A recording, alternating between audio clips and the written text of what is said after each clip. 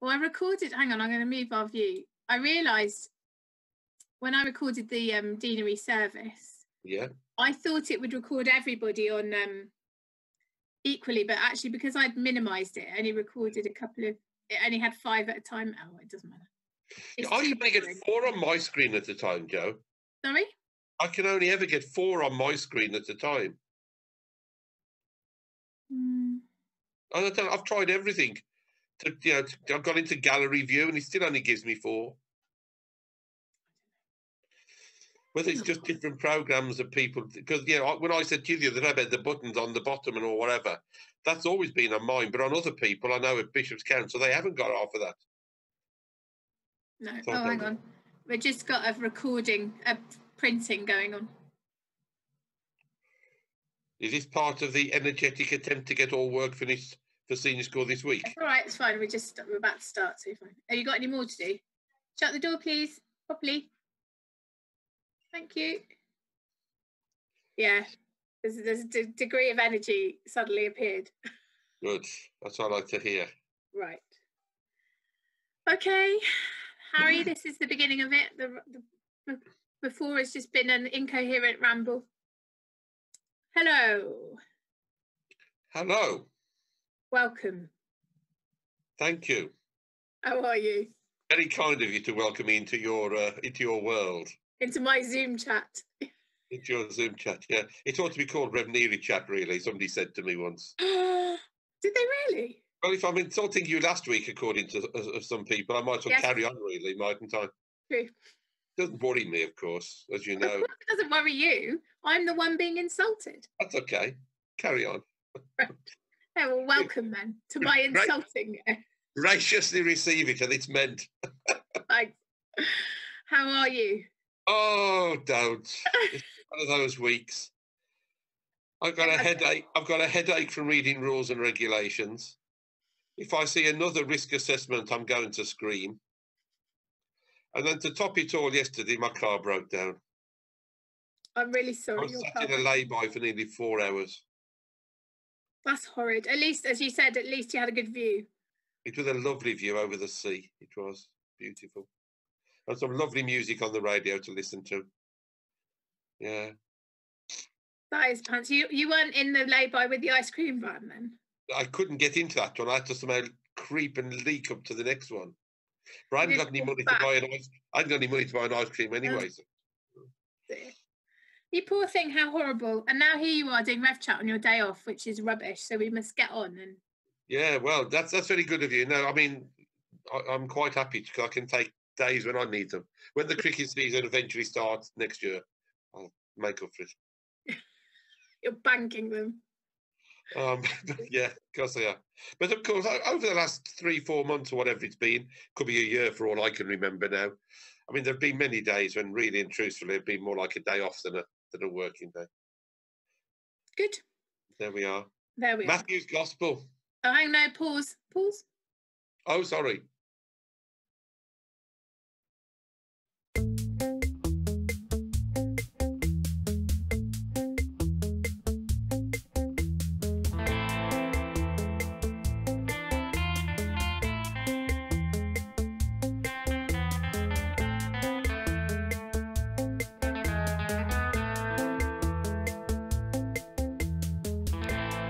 Yes, Matthew's Gospel, 4th Sunday after Trinity. Is that right?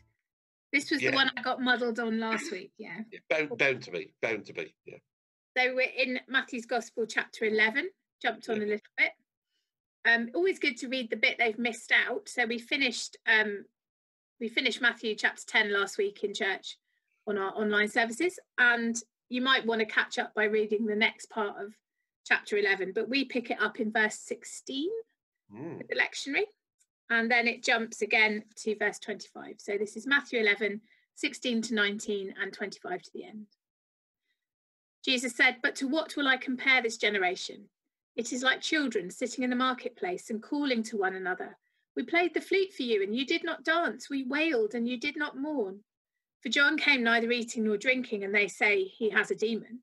The Son of Man came eating and drinking, and they say, look, a glutton and a drunkard, a friend of tax collectors and sinners. Yet wisdom is vindicated by her deeds.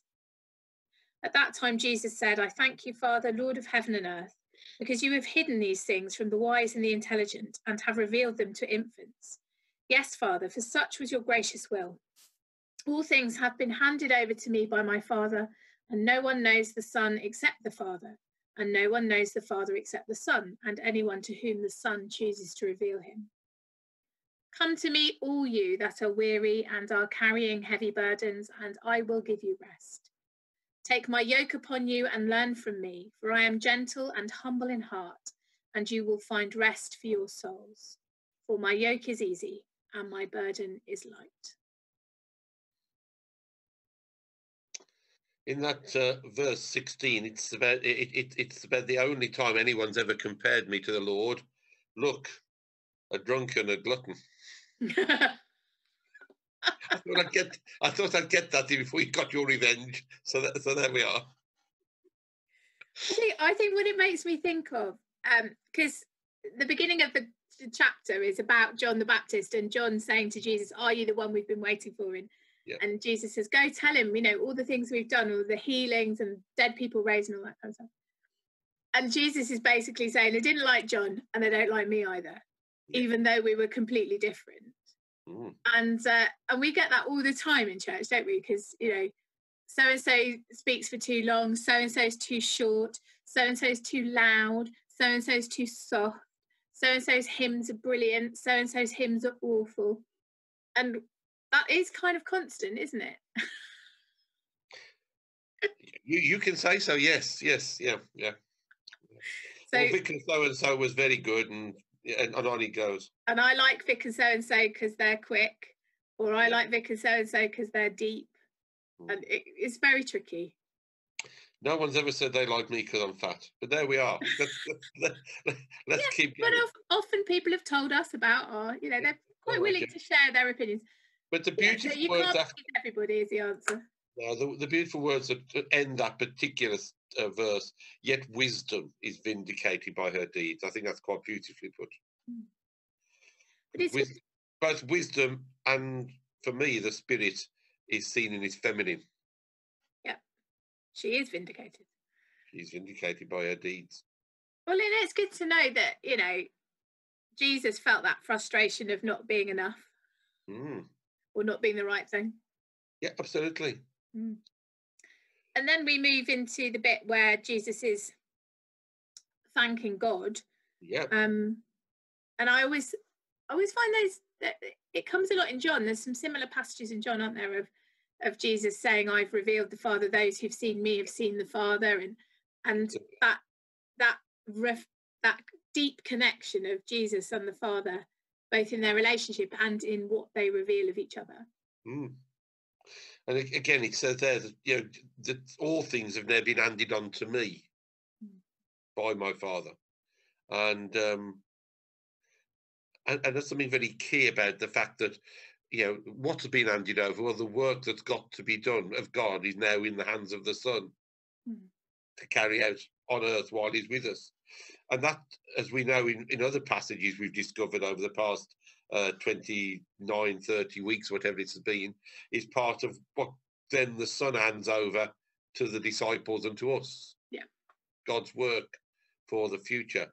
But recognising in those beautiful words, which I think are part of the BCP communion service, come to me all that are heavy, come to me all the weary and heavy laden, and I will refresh you.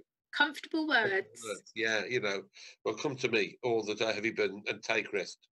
And take my yoke upon you. And we don't use the word yoke very often in British language anymore, unless we're reading a Thomas Hardy novel or something like that, or the milkmaid carrying milk as such. But we are reminded as priests, in one of the very old books I was given by a retired priest many years ago, when I found the prayers that we're meant to say whilst we are robing. When we put our stole on. As we put the stole on, we're putting on the yoke of burden of Christ. And I think sometimes these are things that are worth reminding ourselves occasionally about. That, wearing things or putting on robes, for instance, isn't just a thing that's done, because it helps us to remember what we're about to do. And part of the priest's role, I think, when celebrating Eucharist, for instance, is that they take on the burdens of those gathered together to share them to Christ and to and to help in that way. So lovely words. Yeah, and I think that yoking, I was pondering on that as well, because as you said, the Father has given Jesus the work to do on earth, and in the previous two chapters, Jesus has been sending out his disciples, so that work has been expanded to include the disciples, and then he's talking about being yoked together, and for me that's a really powerful image of actually us being joined to Christ to do his work. Yes. Yeah. You need, the yoke joins two animals together, doesn't it, to enable the ploughing to take place. And so for us to be yoked to Christ means we're working alongside him. Mm-hmm. And we talk about, seeing what God is doing and joining in. And that's a really explicit example of what that means. Jesus is healing and he's preaching the good news and he's loving and he's caring for the poor and he's reaching out to the isolated and those on the edges, and he says, come and work next to me, take my yoke upon you, and let's do it together. And that's what he's done to the disciples and said, right, now it's your turn. And I think that's the same invitation for us. Come and work alongside me and we'll get it done together. And I think for me, this particular week, as many of us have been thinking about, because it's the time of ordinations, isn't it? Last weekend and this weekend, according to where St. Peter's Day kind of falls. And of course, we weren't able to be at Salisbury with Fiona, our curate, last week, because her ordination to priesthood date had to be put back. But many of us, and I like to put things on Facebook, 25 years since I was ordained deacon, as of yesterday by the date, with a Saturday, of course, all those years ago. But, we're reminded again by that moment when the stole is put round us, that we are linked, as you said quite rightly, into the work that Christ has for us in God's church. And even more understood today that we're linked not just as members of a priesthood, but members of the whole priesthood of Christ, everyone lay and ordained together, working for the glory of God. And I don't know if you watch, if people watching Rev Chat look at our Facebook post, but Patrick Evans, one of our retired clergy, posted about his ordination memory this week, and how his mother would say to him, well, you remember your ordination, but do you remember your baptism? Because of course that is the moment that we are brought into relationship with God, into the moment of being part of his family and to being joined into the work that God is doing. And actually for all of us, baptism is the thing that brings us into the work of God and the life of God. And so, those of us who have the privilege of this odd vocation that we're called to would do well to remember our baptisms, because actually that's the point. It is for everyone to be doing this work and for us to be joined together. And I think also, Jo, that's part of the I don't want to say problem, because it's not a problem, part of the concern. Certainly we've discussed many times, and others over the years, about just baptism and what it means, and trying to encourage families to come for baptism, to understand that is what the point of baptism is about. Mm-hmm. It's not about just another stage of life or an opportunity by to have a big party if it's a special day, and all those are good things to do. I don't take the the excitement away from that, but it's understanding what they're actually entering into that causes the joy and the excitement and the celebration. There's nothing more I like than a good celebration, to celebrate someone being brought to the Lord and coming into the life of Christ. And it's getting them to understand that. And I think a lot of the work, certainly the work that you've done as fronting up our baptism, a lot more of the families are beginning to understand that that's the importance. And that's good news. And all of us, I mean, I think we just have to be careful sometimes that we put the huge burden of understanding on people who perhaps don't yet know Jesus very well. Yep. But actually the big burden has to be on us who profess to know Jesus well and live out that observance week in, week out. How are we living up to our baptisms? And how are we within the life of the church reminding ourselves that we are yoked to Christ, and also that he will carry our heavy burdens. I think a lot of us labour under our own burdens all the time and forget that actually we can offer them to God and to be transformed, to be taken away, so that we can get on and do the work of Christ. But I just think sometimes we like to hold on to them too much. Yes. Yeah, I think it's slightly more complicated than that. I think we generally you get into a habit of just doing, don't you, and just being, and like you become comfortable if you're a member of the, I don't know, the Mothers Union, or you become comfortable because you're a member of the tennis club or whatever it may be, or the umpires fraternity. You feel comfortable and accepted and amongst friends, and the reason for what you're there for sometimes gets overshadowed. Mm. And the purpose of belonging to God's community of faith is that we're there to give God the glory. Yeah. The beautiful words of the hymn: "To God be the glory, great things He has done." Yeah. And that's why we worship. We gather together, and I think it's right gathering together, so long as we realise we're gathering together. So as communally, we're giving God all the glory for what He's done at all times. And in doing so, as you say, once you realise that you can turn to God and you're not doing it alone, then your hearts are given a rest, and on you go. So all good stuff, really. It is good stuff.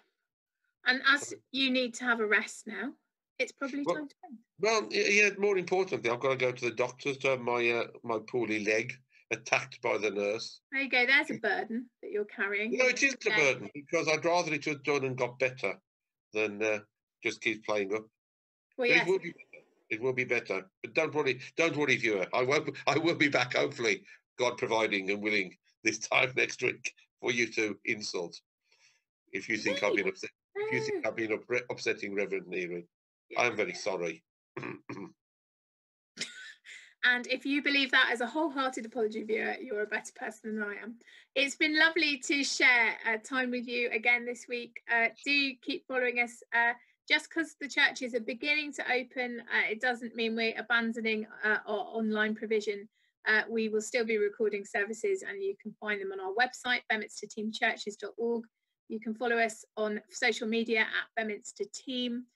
Join in the debate. There's still 3 reflections every day on Facebook. Come and join us. They're on Instagram too. Come and see us, join in the debate.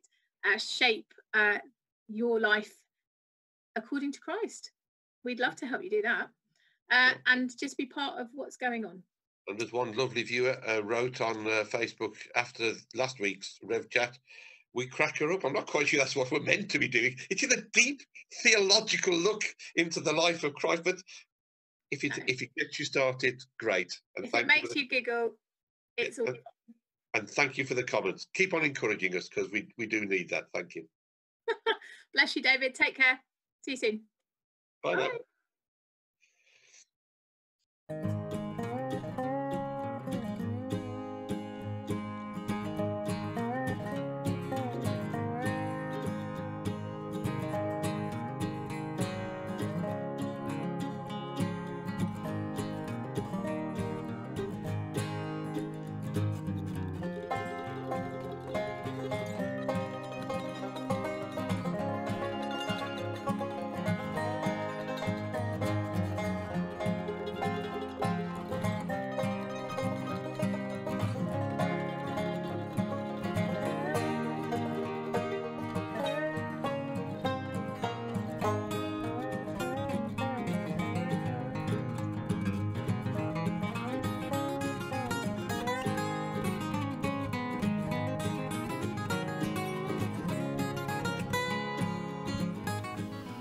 Hello and welcome. My name's Jo Neary. I'm the Team Vicar in the Beaminster Team, and welcome to this very special worship. Not worship, that's not it at all. Stop! Okay, let's try again.